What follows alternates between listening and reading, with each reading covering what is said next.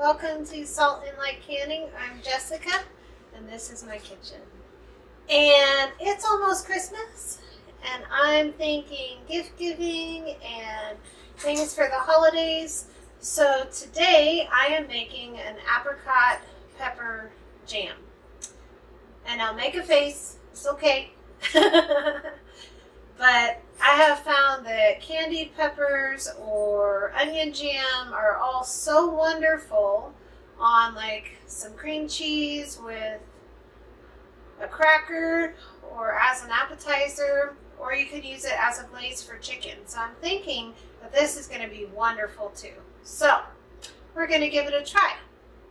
So right here I have some diced dried apricots. I have some diced peppers. Now these were just peppers from our garden that I froze in the summertime. And now I have some vinegar.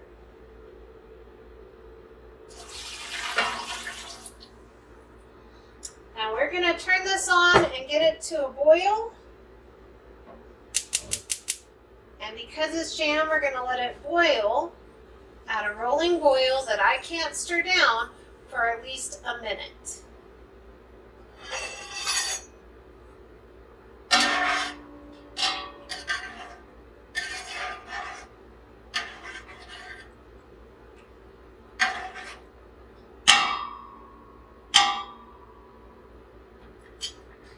We'll be back while we're doing something else. So my peppers and my vinegar and my apricots have been bubbling and boiling for a little bit. Now I'm going to add pectin. So just kind of sprinkle it over here. We're going to get this really mixed in. And we're going to bring it back to a boil that I can't stir down.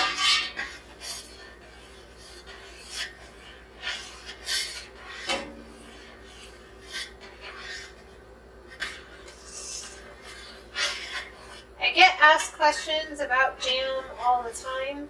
The number one recommendation I can make to you is please read your pectin. If your pectin is a low sugar pectin, then you're going to need to follow low sugar recipes. If your pectin is just a regular pectin, you're going to need to follow regular pectin recipes. If your pectin's liquid pectin, you're going to need to follow recipes that are designed for liquid pectin. So read your pectin because it'll tell you what kinds of recipes that you can do. I personally just buy bulk pectin and I stick with the same kind all the time. And it's always worked for me.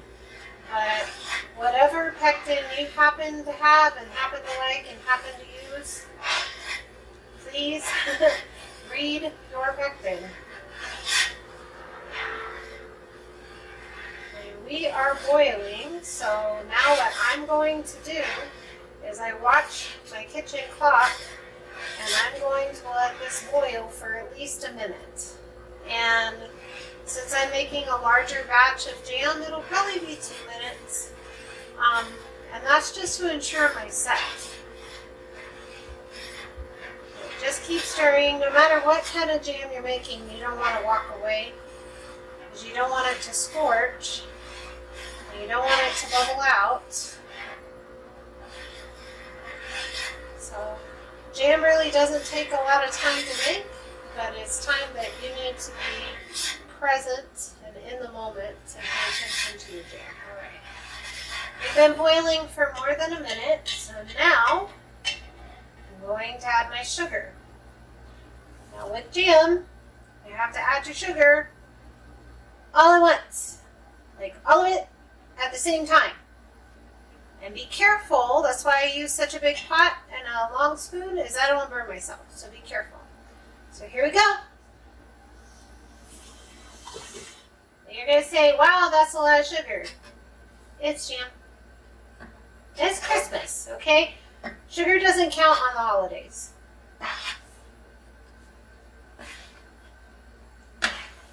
Okay, we're going to bring this back to a boil that I can't stir down.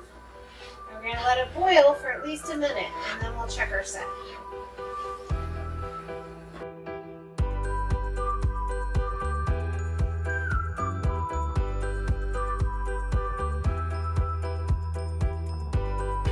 Someone asked me, what is a boil that you can't stir down?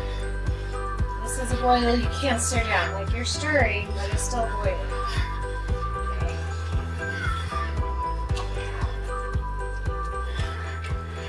It's been boiling for about a minute, so we're going to check our set. Sorry, spoon's in the freezer. Now, I already know this is going to set just by how it's setting on my spoon. See how thick that is? That is going to be some wonderful jam. Now I'll give it a taste.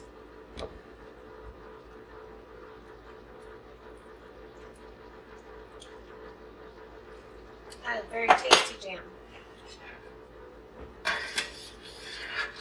All right. I'll be back when I'm putting this in a jar. All right. So jam is ready to go in the jars, and it is just beautiful, and it tastes delicious. A little sweet, a little spicy, a little tangy, just wonderful. Love it. So pretty. And it's already trying to set. It's still really, really hot, but it's already trying to set. So we're going to fill our jars to, well, 1/4 inch of headspace, but just do the best you can.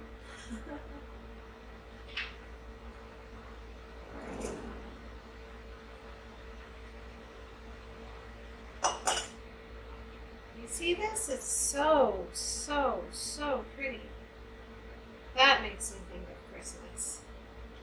It's gonna be just wonderful to be able to give as a gift. I wipe my rims with vinegar. That's just me. I don't want to take a chance that anything isn't going to stick or isn't going to seal. And I line up my lids. You don't have to. I do. Just fingertip tight. Look at that. Oh my gosh, that is so pretty. We'll fill up our next jar.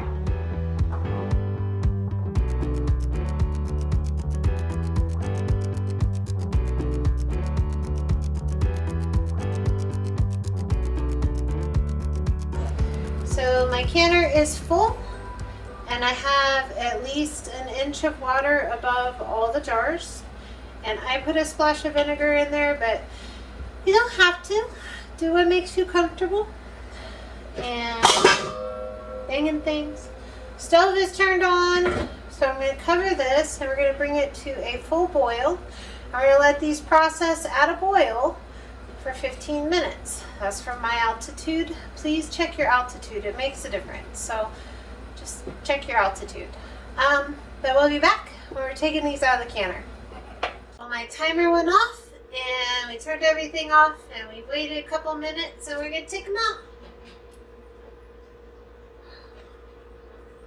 This is just so, so pretty. These are going to make absolutely beautiful Christmas gifts.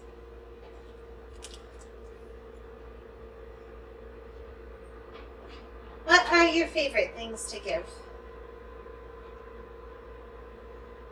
And what are your favorite things to can? So wonderful.